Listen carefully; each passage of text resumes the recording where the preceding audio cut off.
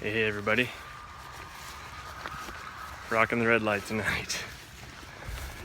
It's been a phenomenal night, as those of you who probably, hopefully, were positioned somewhere I was talking about earlier in the video. And again, I apologize, I can't get these live feeds out fast enough. I send them, and when they get to you, they get to you. I guess that's up to Verizon. So do my best to keep you updated as quickly as possible, even in advance, as much as possible of what my plans are and how things will more than likely go. Tonight was a phenomenal night, sitting on a travel corridor with a few scrapes on it, rolling out into a green field. Like I say, it was raining when I went out.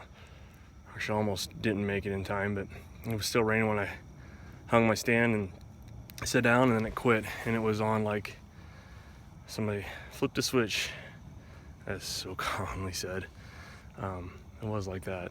Deer came out of everywhere, rolling into the neighbor's food plot, which I don't have access to, obviously, but I rattled every deer, every buck but one off of that plot tonight. So 5 bucks total. One of them a 4-year-old, one 3-year-old, the rest 1.5-year-olds. The one was probably a 4-year-old, I'm guessing, somewhere in that range.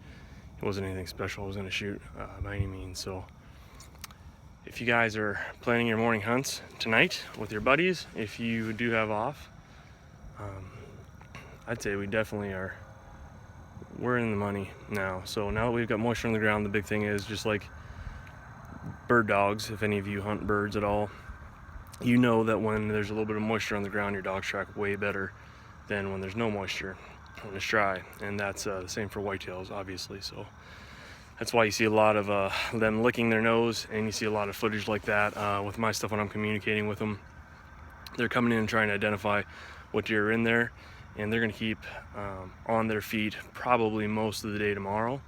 I got to look at the weather again, but either way, sunny or not, they'll be on their feet. So this is kind of the beginning, the kickoff of what I would like to say is probably a window of opportunity for several days. When you hit about November 7th through the 10th is kind of the big party where bucks are running everywhere. Although in my experience, I don't find many mature bucks during that time period. A lot of youngsters chasing tail everywhere, and most of the big guys have got some does and moved them on out to where they can breed them away from the rest of the deer.